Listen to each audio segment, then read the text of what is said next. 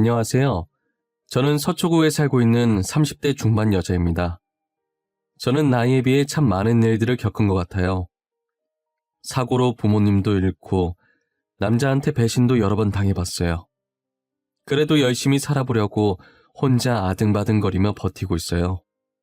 배신을 여러 번 당해봐서 나름 사람 보는 눈이 괜찮아진 줄 알았는데 꼭 그런 것만은 아니더라고요. 사람 보는 눈은 여전했어요. 그런 사람들만 골라잡는 게 재주인가 싶기도 하고요. 그래도 저는 두 남자 덕분에 세상에 믿을 사람 한 명 없다는 걸 깨닫게 되었습니다. 할 말이 정말 많은데 마땅히 털어놓을 곳이 없어서 이곳에라도 익명의 힘을 빌려 제 이야기를 해보려고 합니다. 저는 고등학생 때 트럭이 부모님 차를 덮치는 바람에 차가 전복되어 한순간에 부모님을 두 분 다 잃게 되었어요. 부모님 차를 덮친 상대는 면허가 취소될 정도로 음주를 한 상태였어요. 그 상황에서 제가 할 수 있는 일은 아무것도 없었어요. 그저 흰 천을 덮고 누워있는 부모님을 보며 장난치지 말라고 제발 눈 떠보라며 하염없이 우는 것. 저는 그거밖에 할 수 없었습니다. 부모님 장례를 마치고 집으로 돌아와 텅 빈 집을 쳐다보았어요. 아무도 없다는 걸 알면서도 괜히 부모님을 불러보았어요. 역시나 제게 돌아오는 답변은 없었습니다. 더 이상 대답해줄 사람이 없다는 걸 믿고 싶지 않았어요. 저는 학업에도 손을 놓고 한동안 멍한 상태로 지냈습니다. 선생님은 그런 저를 보며 안타깝다는 표정을 하고 계셨어요. 지우야, 이제 그만 슬퍼하고 다시 공부해야지. 너 대학교 가고 싶어 했잖아. 선생님이 도와줄게. 선생님, 저는 이제 공부하고 싶지 않아요. 아무리 성적이 좋아도 제게 칭찬해줄 사람이 더 이상 여기에 없어요. 부모님이 이런 모습 보시면 얼마나 속상해 하시겠어. 다시 부모님 만났을 때 혼자서도 이렇게 열심히 잘 살았다고 전해줘야지.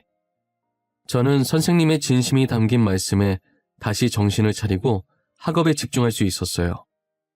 부모님은 돌아가시면서 제게 꽤 많은 재산을 남기고 가셨어요. 그래서 남들이 아르바이트 할 때 저는 힘들지 않게 대학까지 무사히 졸업할 수 있었어요. 가만히 있으면 잡생각만 날 것 같아서 졸업하고 곧바로 취업 준비에 들어갔어요. 다행히 제 성적이 좋았어서 꽤나 높은 연봉을 주는 곳에 단번에 취직했습니다. 아르바이트를 해본 경험이 없어서 그런지 회사 다니면서 상사한테 욕도 많이 먹고 분위기 자체도 되게 삭막했어요. 한 번은 동기들이 시기 질투를 하면서 뒤에서 제 험담을 하는 것도 여러 번 들었고요. 저는 회사 분위기에 적응을 못하고 혼자 다니게 되었어요. 너무 힘들어서 그만둘까 생각하고 있었는데 대리님이 나타나서 이것저것 도와주시더라고요. 지우씨, 표정이 왜 그래요? 일이 잘 안 풀려요? 아니면 부장님한테 혼났나? 아니에요. 그냥 제 자신이 왜 이러나 싶어서요. 이런 일도 제대로 못하는데 앞으로 어떻게 해야 하나 싶고. 난 또 뭐라고? 원래 입사 초반엔 다 힘들죠. 처음부터 잘하는 사람이 어디 있어요. 그렇긴 한데 제가 동기들보다 많이 뒤처지는 느낌이라서요. 열심히 해도 안 되니까 너무 답답해요. 앞으로 힘든 일 있으면 제가 지우씨 옆에서 열심히 도와드릴게요. 그러니까 쓸데없는 걱정은 하지 말고 같이 잘해봐요. 대리님은 나이가 저보다 3살 많았어요. 회사 일로 힘들 때 몰래 도와주고 조언도 아낌없이 해주셨어요. 저는 그렇게 대리님과 가깝게 지내기 시작했습니다. 대리님이 회사 생활로 힘들어하던 제게 먼저 손을 내밀어주고 자기 일처럼 도와주니까 자연스럽게 개인적인 감정으로 점점 마음이 가는 게 아니겠어요. 회식 날이 되자 대리님은 제게 술 안 마시고 싶으면 안 마셔도 된다고 하며 제 옆에 앉아 물과 휴지 등등 이것저것 챙겨주셨어요. 직원들은 그런 모습들을 보고 저희에게 짓궂게 장난을 치기 시작했어요. 대리님, 지금 뭐 하시는 거예요? 저희는 한 번도 챙겨주신 적 없으시잖아요. 맞아요. 요즘 계속 지우씨 옆에만 계시던데 설마 아니죠? 둘이 저희 몰래 뭐 있는 거 아니죠? 에이, 아니에요. 저희 아무것도 없어요. 그냥 제가 힘들어해서 대리님이 도와주시는 것뿐이에요. 있긴 뭐가 있다는 거야. 신입사원이 힘들면 도와주는 게 선배의 기본 매너지. 너네도 나를 좀 보고 배워. 힘들어하는 신입들 챙겨주라고. 대리님은 직원들 장난에 젠틀하게 답해주셨습니다. 회식 때 어색한 분위기엔 게임만 한 게 없다며 게임을 시작했는데요. 평소 저는 게임을 잘 못해서 어김없이 벌칙에 걸리게 되었어요. 제가 술을 마시려고 술잔을 드는데 대리님이 잔을 뺏어 들고 흑기사를 자청했어요. 직원들은 그 모습을 보고 환호를 보내며 소원을 들어줘야 한다고 난리였습니다. 지금 당장 소원이 없는데 이거 혹시 나중에 쓰면 안 되는 건가요? 에이, 대리님 안 돼요. 그 소원권은 오늘 하루 동안만 유효한 거라고요. 지금 빨리 쓰셔야 돼요. 오늘이 지나면 못 써요. 오늘 안에만 쓰면 되는 거죠? 12시 전까지만 쓰면 되는 거잖아. 근데 꼭 이 자리에서 써야 하는 거예요? 밖에서 따로 쓰면 안 되나? 대리님 말에 직원들이 어디서 쓰려고 하냐고 또 한바탕 난리가 났어요. 집 가는 길이 대리님과 제가 같은 방향이라 둘이서 길을 걷고 있었어요.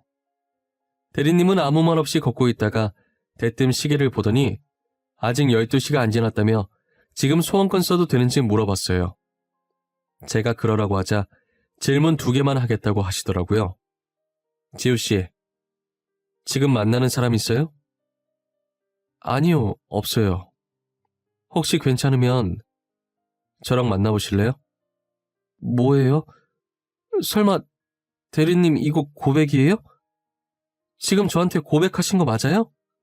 네. 지우씨만 보면 신경 쓰이고 챙겨주고 싶고 그렇더라고요. 그냥 동료라서 그런 건가 했는데 아니었어요. 저 지우씨 진짜 좋아해요. 그렇게 대리님과 저는 좋은 감정으로 만나게 되었어요. 근데 문제는 먼저 남친이 제게 비밀 연애를 하자고 제안하면서부터 시작되었어요. 저도 괜히 회사에 사내 연애한다고 알렸다가 긁어부스럼 만들기 싫어서 알겠다고 했어요. 그렇게 저희의 아슬아슬한 비밀 연애가 시작되었습니다. 사귀는 동안 남친은 돌아가신 저희 부모님의 빈자리를 열심히 메꿔주려고 노력하셨어요. 1년 가까이 연애를 하면서 한결같은 남친의 모습에 당연히 전 더욱 좋아졌고요. 저희는 얼마 지나지 않아 결혼 얘기까지 오가게 되었습니다. 오빠, 우리 이제 나이도 있고 만난 지도 꽤 됐잖아. 그래서 말인데 혹시 나랑 결혼할 생각은 없어? 결혼? 나야 당연히 결혼하고 싶지. 너같이 나한테 잘해주는 여자가 어디 있어? 무슨 소리야.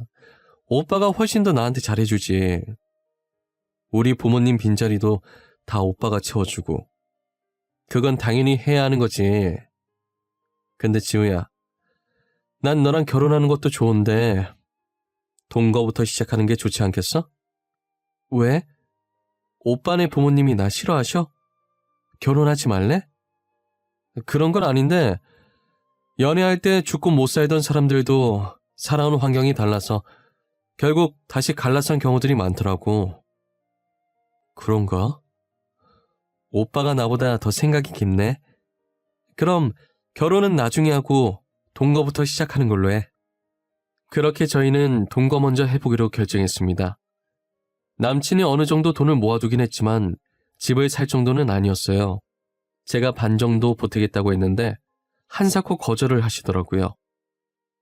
어차피 저희 집은 저 혼자 살고 있어서 여기서 동거를 하기 시작했어요.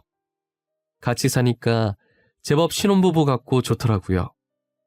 하지만 이 행복도 그리 길게 가진 않았어요. 동거한 지 3개월 정도 됐을 때쯤 남친이 서서히 데이트도 미루고 약속이 잡혔다며 집에 늦게 들어오기 일쑤였어요. 지우야, 오늘 회사 사람들이랑 의논할 게 있어서 내가 조금 늦을 것 같아. 우리 데이트는 오늘 말고 내일 하는 게 어떨까? 중요한 거야? 중요한 거면 어쩔 수 없지. 회사 일이 먼저니까 내가 양보해야지. 진짜 미안해. 집에 들어갈 때 맛있는 거 사갈게. 혼자서 먼저 저녁 먹고 있어. 알겠지? 처음엔 저도 한두 번은 믿어줬어요. 하지만 날이 갈수록 집에 들어오지 않는 횟수가 많아지더라고요. 이젠 일주일에 한 번 볼까 말까 하는 수준까지 됐었어요.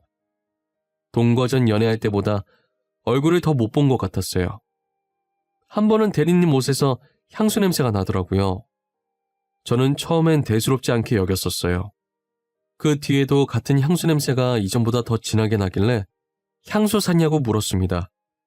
같이 일하는 동료 박대리 향수가 좋아서 자기가 좀 빌렸었다고 말하더라고요.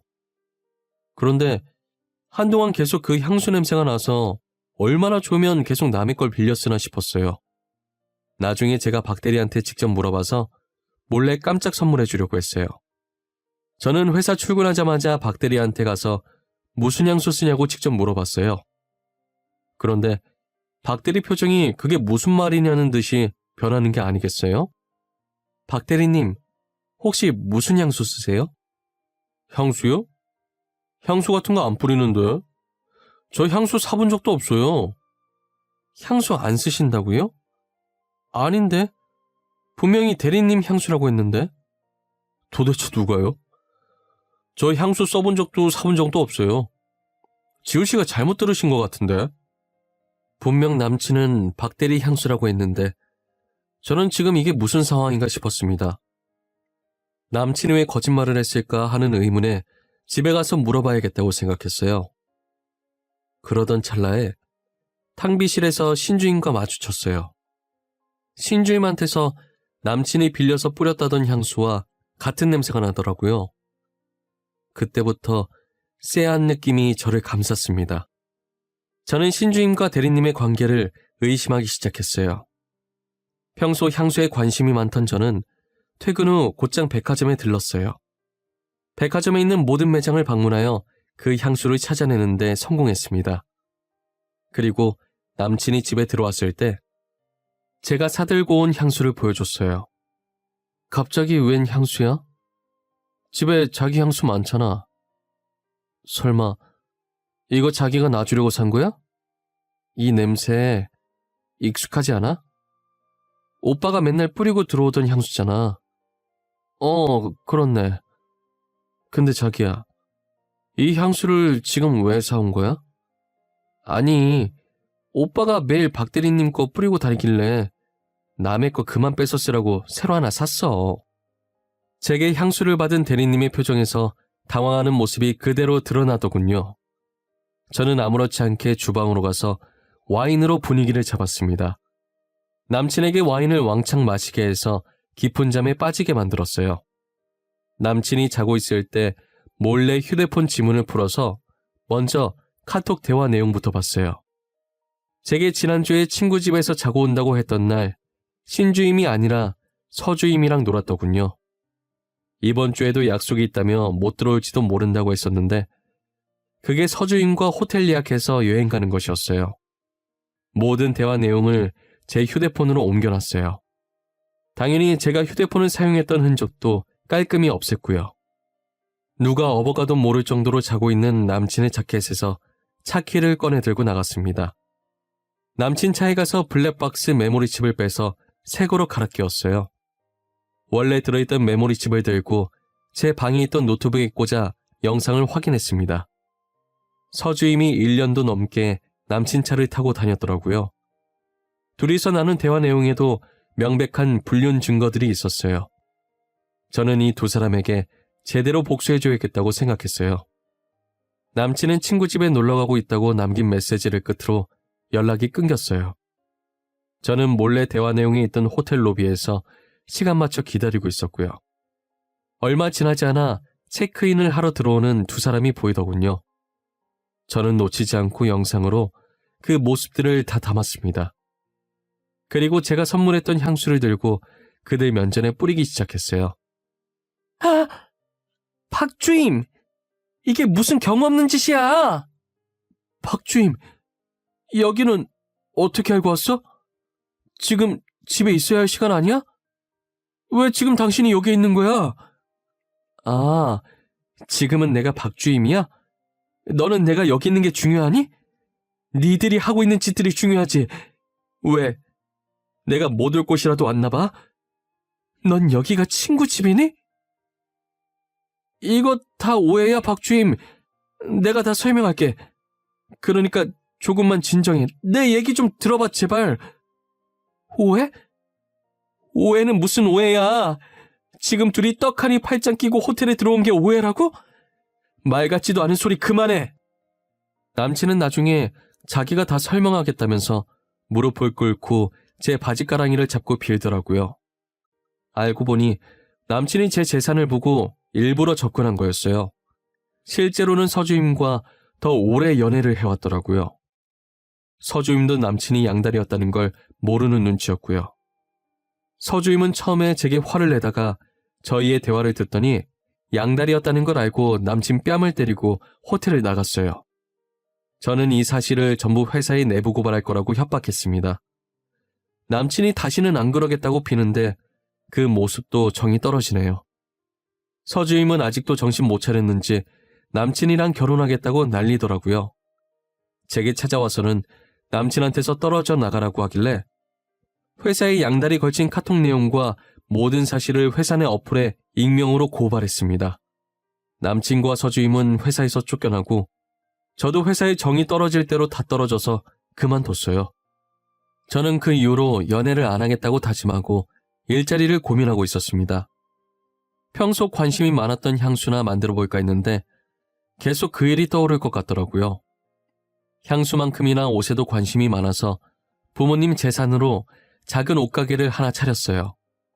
아침마다 커피를 마시는 습관이 있는 저는 1년 동안 같은 카페에서 항상 똑같은 커피를 사 먹었어요.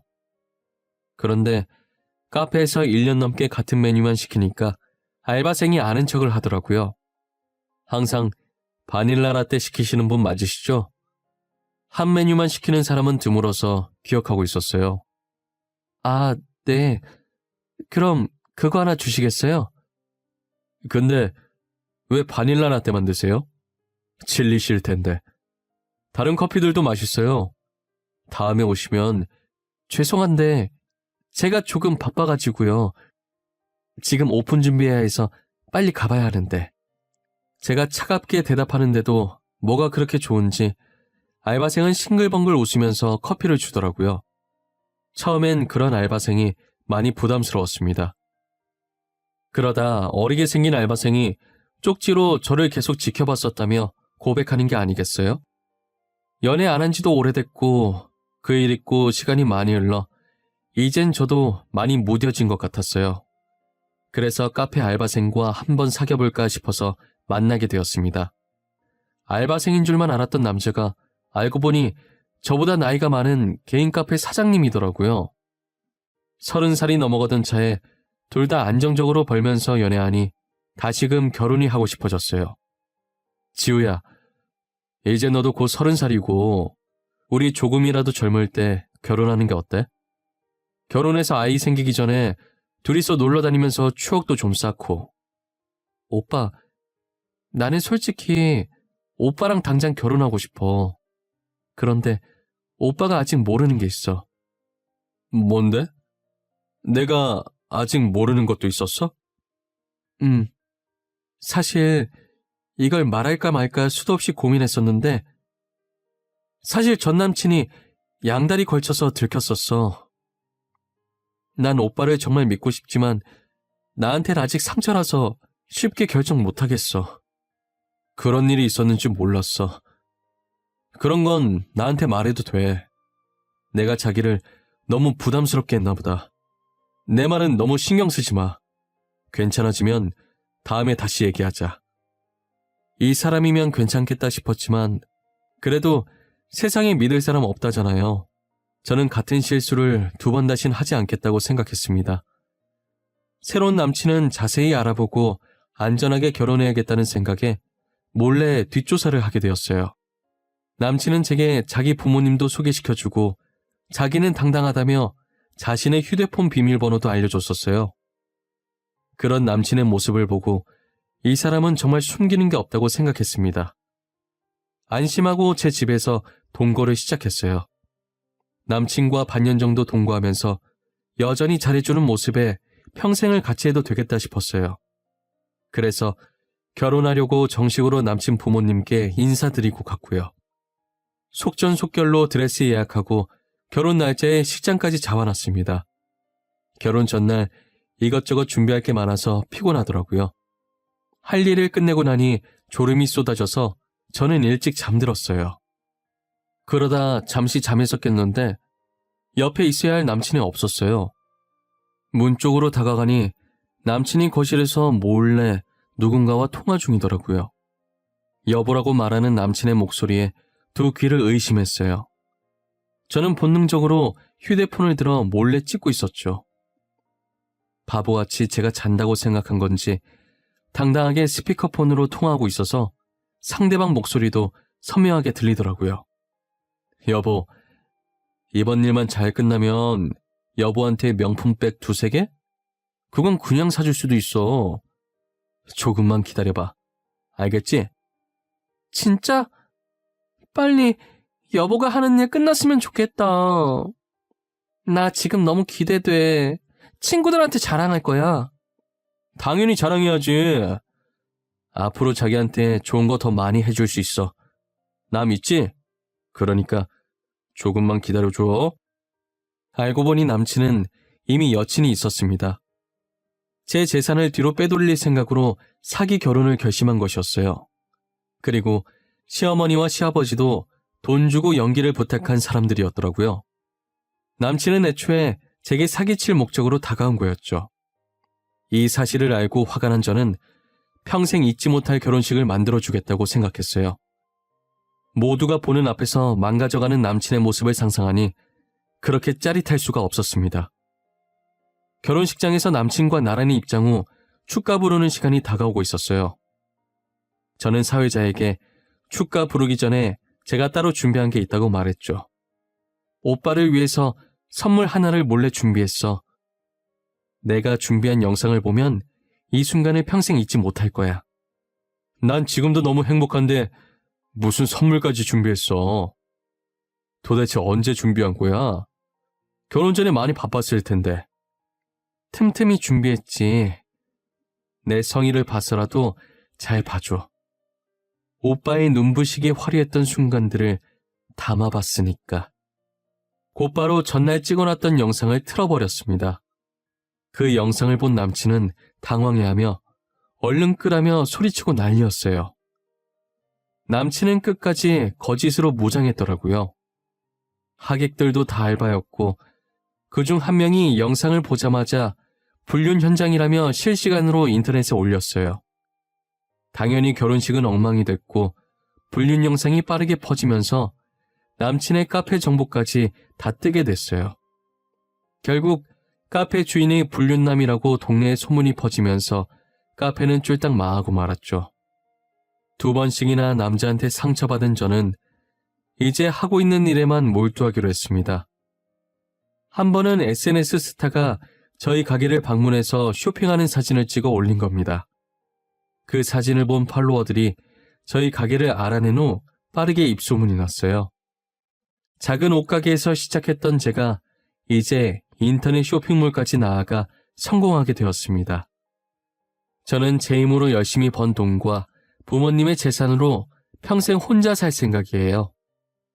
그런데 제가 성공했다는 걸 알았는지 첫 번째 전 남친한테 잘 사냐고 연락이 왔었어요. 저와 이혼하고 그닥 잘 사는 것 같지 않더라고요. 지호야, 요즘 너네 가게 SNS에 많이 보이더라. 네 생각이 나서 연락해봤어. 잘 지내? 내 생각을 네가 왜 해? 나는 너랑 헤어지고 훨씬 잘 지내. 서주임은 너가 나한테 연락하고 다니는 거 알고 있니? 걔 말은 하지 마라 짜증나니까. 걔 나보고 결혼하자 하더니 결혼한 지 1년도 안 된 애가 바람펴서 이혼한 지는 꽤 됐어. 그거 듣던 중 반가운 소리네. 네가 한 말 중에 제일 재밌다. 끼리끼리 만났구나 아주. 너도 당해보니까 어때? 내가 전에 너한테 진짜 나쁜 짓 했더라. 그래서 지금 천벌받나 봐. 나 진짜 반성 많이 했어. 다신 안 그럴 테니까 한 번만 용서해주라. 진짜 그러고도 나한테 용서를 구하니? 역시 인간은 절대 고쳐 쓰는 게 아니라고 했어. 구질구질하게 나한테 다시는 연락하지 마. 저는 단칼에 거절했지만 나를 만만하게 보고 다시 연락한 건가 싶은 생각에 제대로 응징해줘야겠다고 생각했습니다. 첫 번째 남친은 현재 대출받아서 음식 장사를 하고 있었어요. 뻔뻔하게 연락하는 태도에 짜증나서 제가 그 음식점에 찾아갔어요. 멍청한 전 남친은 제가 자기랑 다시 시작하려고 온 줄 알았는지 환하게 웃더군요. 그런 남친의 면전에 건물 계약서를 들이밀었어요. 지호야, 네가 여기는 어쩐 일로 왔어? 나 보러 여기까지 온 거야? 너 보러 온 거야. 이거 뭔지 알지? 여기 건물 계약서야. 방금 내가 이 건물 샀거든. 너가 이 건물을 샀다고? 나를 위해서 샀구나. 월세 많이 나가는 건 어떻게 알고. 너 원래 이렇게 눈치가 없었니? 너 내가 만만했나 보다. 그러고 다시 연락하는 거 보니까. 네가 날 하도 만만하게 보길래 건물주가 월세 좀 올리러 왔어. 지금 주고 있는 것보다 2배 더 올릴 거야. 감당 못하겠으면 음식점 빼던가. 원래 인기도 없었던 식당이었는지 가게는 쫄딱 망하고 어떻게든 살아보려고 사채까지 쓰고는 파산해버렸어요. 전 남친은 다시 제게 찾아와 앞으로 평생 아는 척 안 할 테니 제발 살려만 달라고 손이 발이 되도록 빌더라고요.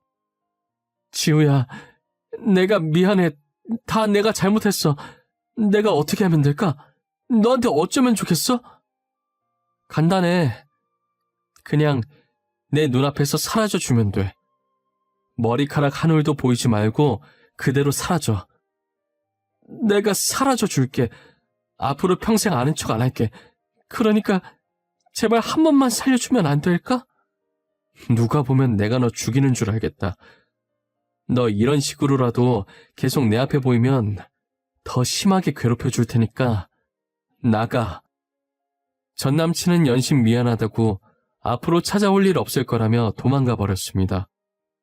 2명의 남친 모두 제 재산만 보고 만난 게 억울했지만 이렇게라도 돈으로 복수할 수 있으니 정말 다행입니다. 눈에는 눈, 이에는 이라고 하잖아요. 돈에는 똑같이 돈으로 응징을 해줘야 하는 것 같습니다. 앞으로 연애를 할 수 있을지 모르겠지만 혹시라도 다음에 연애를 하게 된다면 명품 선물도 하지 않고 아예 돈 없는 척 해야겠다고 생각했어요. 무너져가는 집이라도 하나 사서 못 사는 척 연기해야 하나 싶습니다. 여러분들은 아무리 좋아하는 사람이라도 모든 걸 내보이지 마세요. 저처럼 약점이 될 수도 있답니다. 제 이야기는 여기까지예요. 지금까지 들어주셔서 감사합니다.